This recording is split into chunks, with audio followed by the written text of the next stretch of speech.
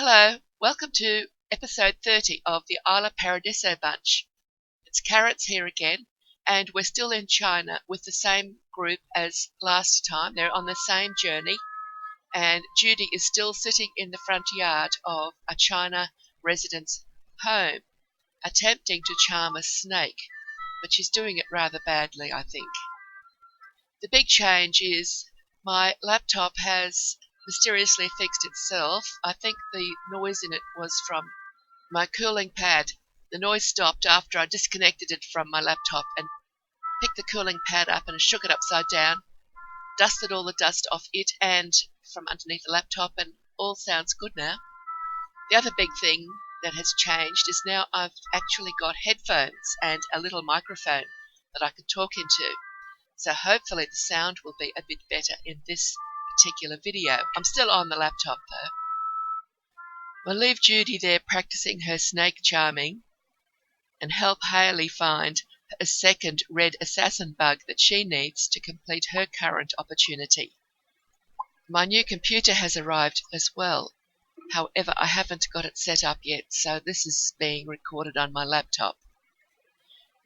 Craig has found the last piece of jade that he needed to find, and now he's to deliver it to complete his opportunity. Meanwhile, Muriel has arrived at the home of Jianan Lu. Muriel needs to spar with a sim for her next opportunity, and this is the sim she has to spar with. At first, they spend some time getting to know each other before they start their sparring match. It's about time they started their actual sparring and change into their outfits and get ready to see who is going to be the winner.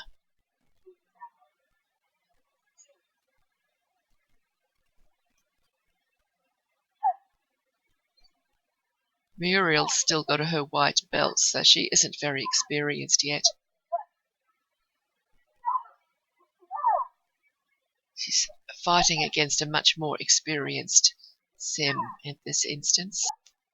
Muriel is the sim that I made as my self-sim, although I strongly suspect that anybody who knows me in real life would be quite shocked to imagine that I look anything like her. However, that's supposed to be me. I don't actually feel as though she is me, though. But seeing her spar reminds me of my youth, when I did actually do martial arts, but not this type. I didn't actually kick or punch.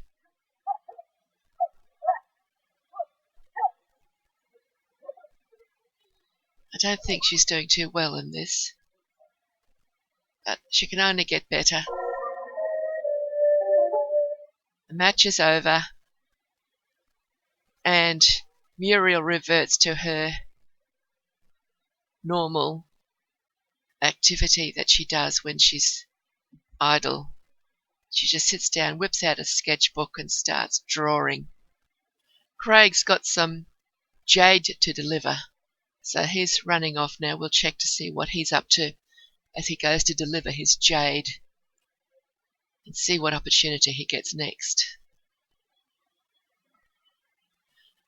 The Sims must be quite fit. They do an awful lot of running, especially when they're in World Adventure Worlds where they've got to keep going and completing opportunities and then delivering and reporting in. There he is. At least this guy's waiting for him. Sometimes it takes ages to find the person they've got to report into. One thing Craig doesn't need is lots of simoleons, because they've got more than they need at the moment. However, once he delivered his jade, he received 15 visa points, which would be very useful. I want to get them into their own home, plus 856 simoleons and 10 ancient coins. We can spend those ancient coins in any world, just like the simoleons. But the visa points will help us get a house in China.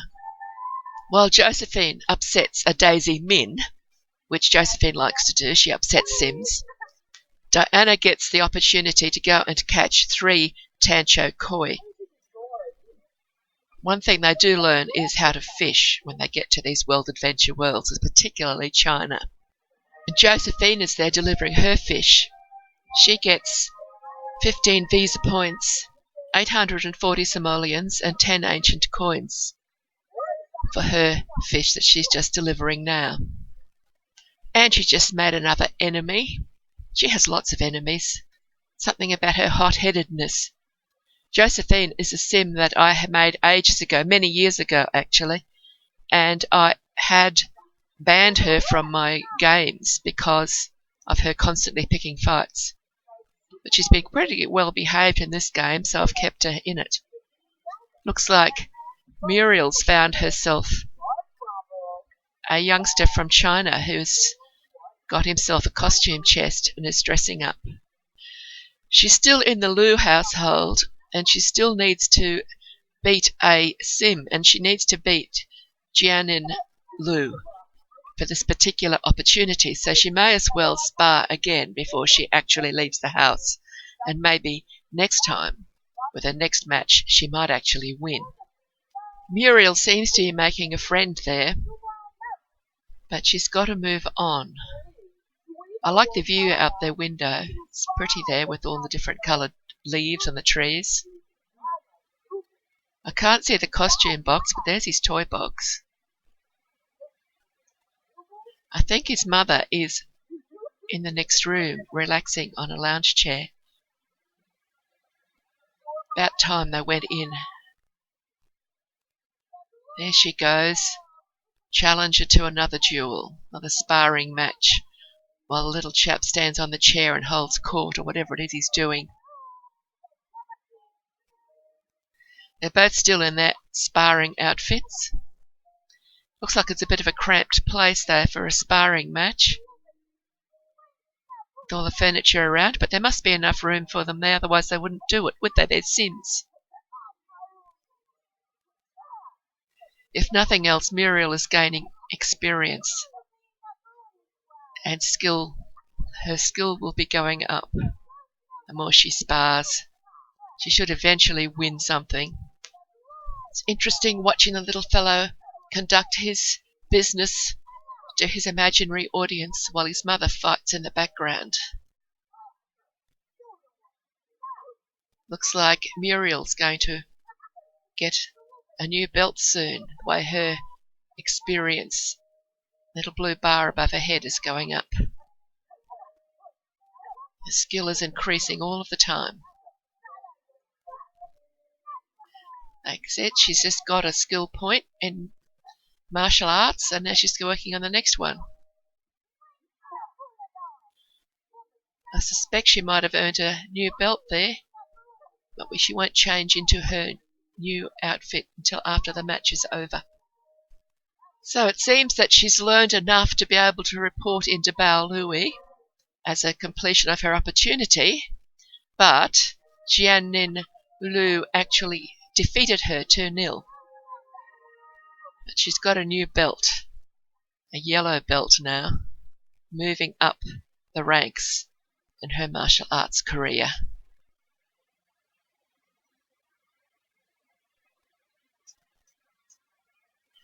After a long bicycle ride and a long run, she's finally made it to where Bao Lui is at the Martial Arts Academy.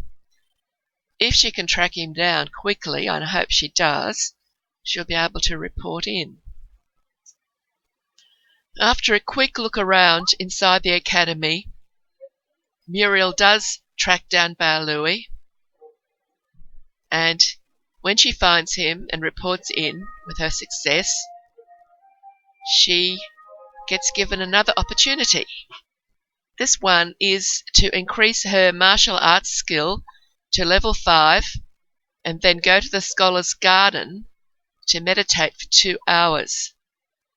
Now, she won't be able to meditate at all until she gets to level 5 with her martial arts skill, so she's got to practice on the training objects at the Martial Arts Academy until she gets to level 5. This will take her quite some time because these particular objects will get her fatigued. So she can't just train on them constantly. She needs to take breaks. So we'll leave her training at the academy and come back to her when she gets to be level 5 and able to meditate. So Judy is still practicing her snake charming. I think it's about time she stopped that for a bit. Now Judy's a witch, so when she's idle she likes to play with magic. But I've decided it's time for her to get another opportunity. So I've sent her to the adventure board to see what adventures are available. Confounded Boulder. Now that is one of my most favourite opportunities or adventures that they could get, because as she works her way through it, it gets a bit tedious at first. There's so many little tasks she's got to do, but this means she's about to get Pangu's axe, and then she can smash boulders. And once she can smash boulders, she can get into all sorts of places that she can't get into. In all of the 3 World Adventure worlds, there are big boulders blocking the way into interesting parts of the various tombs. And when she's got Pangu's axe, she can get into all of those places. So it's a really important opportunity for her to complete. Meanwhile, Diana collects the mail, because that's where they collect their mail whenever they're on a world adventure. They go to the opportunity board and there's a mailbox there. And she gets an opportunity to deliver a book she's written. Unfortunately, she doesn't have any books with her at the moment.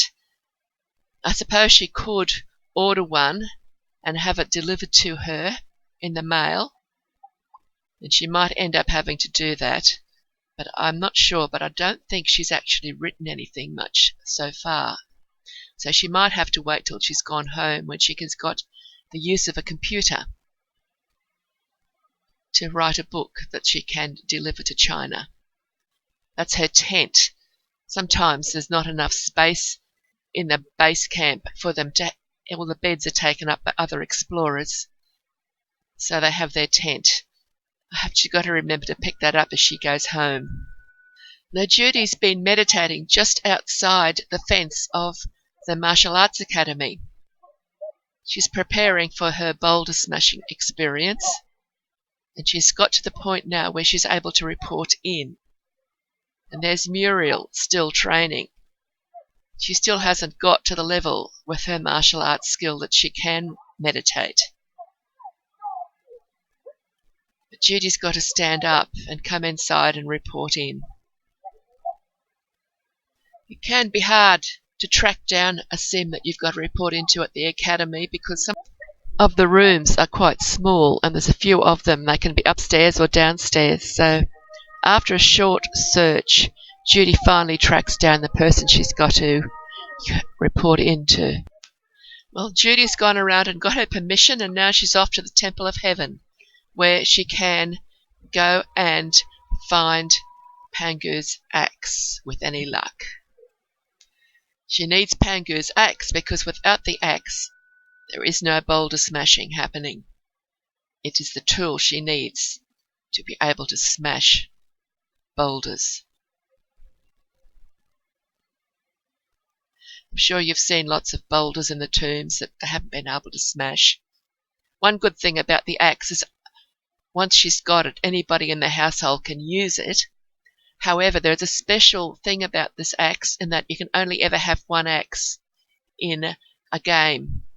You can find the axe in Bar Debug, but if you pick it up from Bar Debug, you can't do much with it if there's already a version of it in the game somewhere else. And if you put it on the wall, it'll just vanish. So there's no point in trying to get more than one of them in the same game. Now she's got to clear that rubble pile to get into the tomb, to start looking for the axe. She's got quite an adventure ahead of her. But once she's got the axe, she'll be able to smash rubble piles with the axe, and it'll only take a second to do, rather than all of this hacking at it with the axe that she's using now, the mattock that they have to dig through the rubble piles. It'll just be a flash and a smash with the Pangu's axe in future once she gets it. Take her a while though.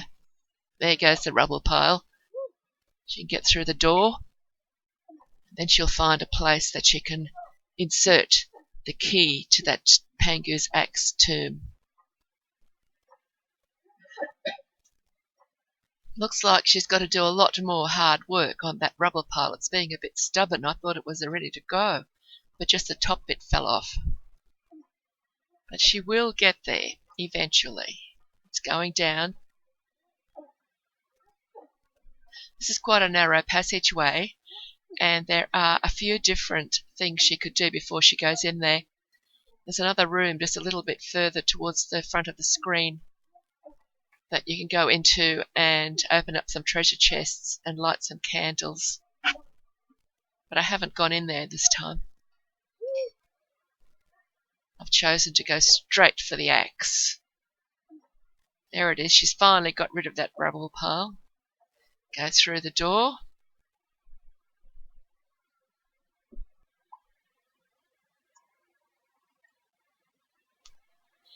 And then you can see the place for to put the key in the keyhole down there, down the next flight of steps. So down she goes, and she'll insert her key to the tomb where you can find Pangu's axe, the legendary axe of Pangu. Takes a bit of thinking. It's a bit heavy, that key. There it is. She's put it in, and now she can access the tomb.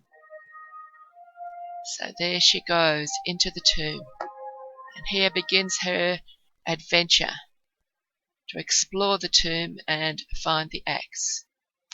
Just down another flight of stairs, and she's into a long room with all sorts of interesting things in it. There's rocks and a carpet. That's the path that she's got to follow.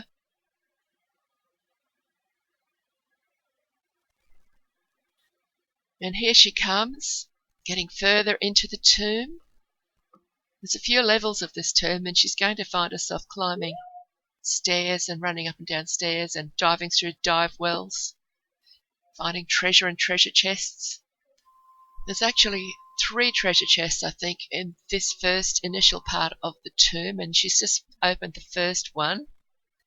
There's lots of candles scattered around throughout the tomb as well. Sometimes I light some of them, sometimes I light all of them, and sometimes I light none of them. It makes no difference.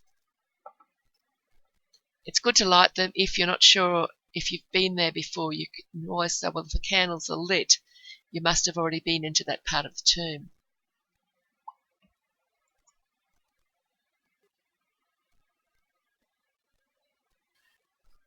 I often go up for a bird's eye view, and that makes it easy to find where the things are that she's got to discover, because this whole part of the tomb is opened up. It's just that you can't really tell where she's got to go, and she needs to find those treasure chests, and there's one there, and there's another one and a different bit further along. The value of the treasures that she finds in the treasure chest varies, but she should have food and a tent or a sleeping bag before she enters this tomb, because you won't get all the way through in one day. There is another treasure chest to be found, but it looks like she's going to go straight for that staircase and start going for the axe. She'll have to come back up that staircase, because once she finds the axe, another staircase becomes visible, which is just near this one. But at this point, now she's in a narrow passage. You've got to be careful too as she makes progress, because there are traps everywhere. They're on the floors and in the walls. She can't go any further at this point unless she makes a dive into this dive well. In she dives. Judy Butler has reached the bottom. It's a spectacular reef of sea life and ruins. She searches around.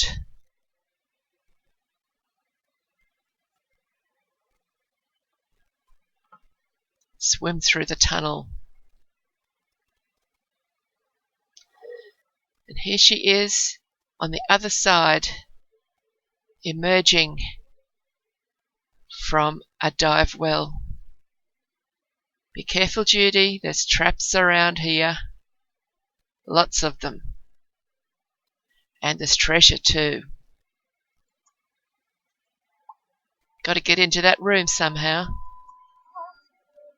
There's lots of jewels and things to be found in there. Uh-oh. She walked into a steam trap.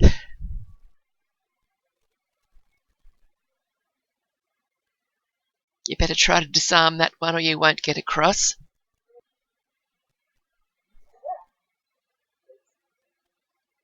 Is she up? That was an epic fail. You better have another go, Judy. You have to disarm that trap or you can't get the treasures.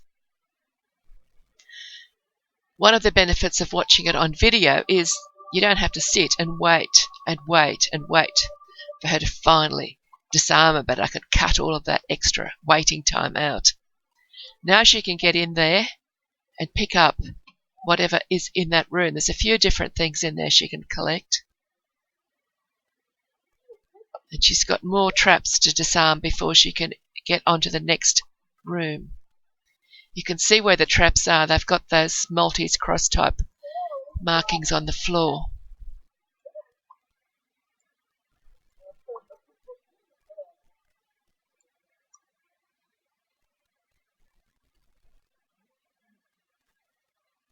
So I will just skip past this bit because she's just going to be disarming one trap after another. And once she gets to the next bit, I will come back. Now she's got through to a bit.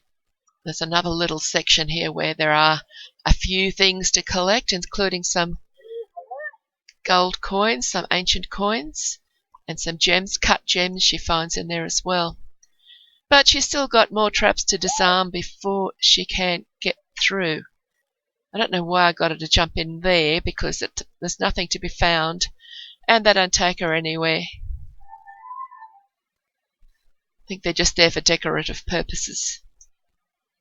See if we can get Judy to move on. And Sam's got a adventure to find some mercury delivered to Zhang Lu. You can see those little triangles on the floor near the wall just behind her. That shows you that there's a wall trap there, but it doesn't trigger and she can't get rid of it until she's trying to leave the tomb. On the way in, it's just benign and doesn't activate. She can't find it and she can't disarm it. So more steps, up and then down again. Now she's in another narrow passage with lots of traps in the floor and also wall traps that she can't find until she's ready to leave the tomb. This time there's a lever on the wall that she could pull, and that will disarm 3 of the traps on the floor, which will make it easier for her to get through. See, she's just disarmed those 3 traps by pulling that lever. And then there are some goodies on the floor for her to discover as she gets a little bit further in. Sometimes, as she goes along, she will come across a hidden door that she can search for and open and find some treasure. But mainly it's just going around this maze of hallways and always looking out for traps and going up and down stairs. See, she's up that staircase and now she's got to go down the next one. There isn't much of an option. You can see the axe, that's her aim, that's what she's going for. It's hanging on the wall just across their way there, but she has to actually get to it yet.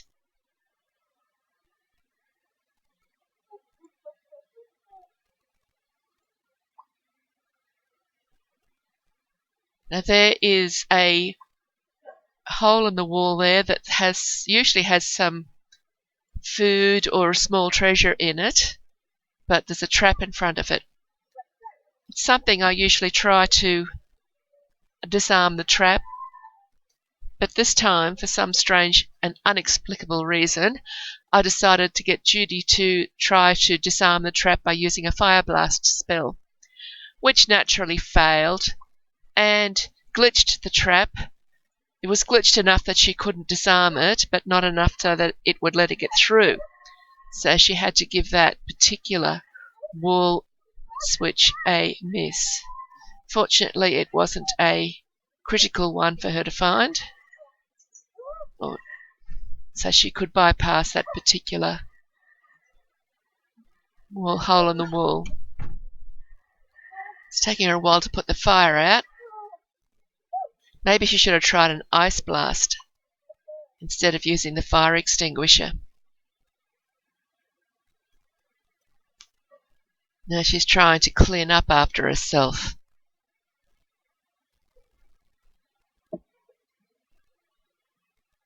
It's a bit of a waste of time, I think.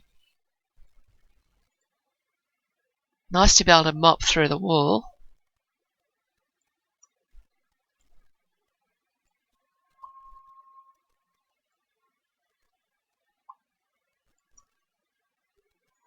So she can't disarm it, and she can't get past it, and she can't jump over it, and she can't run through it. So I think I will just pass on by while she argues with the trap. You don't really want to keep seeing this fruitless argument going on. Let's just move on and go up the steps. That trap is usually quite easy to disarm. It's just that I tried to be smart and use a fire blast, and the fire blast is what stopped it from working. So now she's up the final set of steps, and she can just walk around the corner and pick up the axe.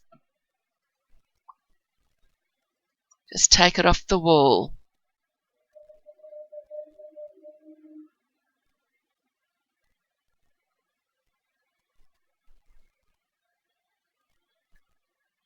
And once she gets there, it unlocks all sorts of doors and stairs and various things for her to be able to continue on. She's supposed to deliver the axe at this point, but I always like to keep her there to complete the tomb, because there is a sigil for this tomb, and if you're after completing the tomb collection for this world, you need to pick that up, and there are other things to find as well. Sometimes I light those candles and sometimes I don't. I'd say this is one of those times where I didn't bother. So now, instead of just handing in the axe, she is going to go and find some more treasures. Now, on her way out of the tomb, these wall traps have been activated and she can actually disarm them. And if she forgets to disarm them, she'll just get hit with a blast of steam, which she won't be able to get past until she comes back and disarms the trap. As is the case with all traps, they take a while to disarm. But she works at it and she keeps going, and I've cut heaps of it out, and she finally does manage to get this trap disarmed. So she's just disarming that wall trap. She could possibly sneak past it, but it usually gets her as she walks up the bottom of those steps. Up she goes those steps, across to go down the next set of steps, and then she'll come across another wall trap. That'll be the last one before she has to leave. Just tried to get her to stick to the wall on the opposite side so she wouldn't have to disarm that final wall trap, but she set it off. They usually veer towards the wall trap even if you try to direct them around it, so it's best to just disarm it. It takes a bit of time, but once it's disarmed, it's gone for good. And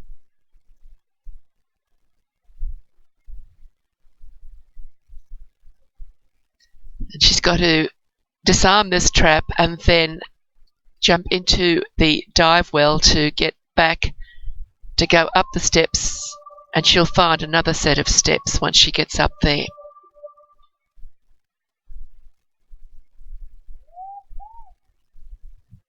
No, that's not the right dive well. That one's just a bit of fun for a bit of an extra dive.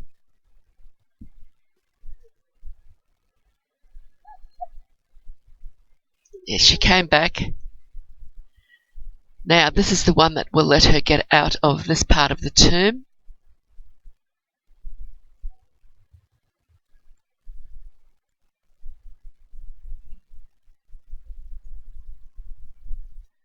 Yes, there she goes. Swim through it.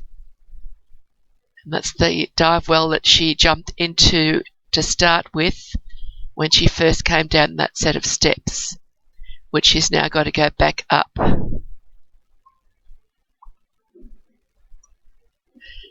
As you can see, there's a second set of steps there now. That became visible when she picked up Pangu's axe.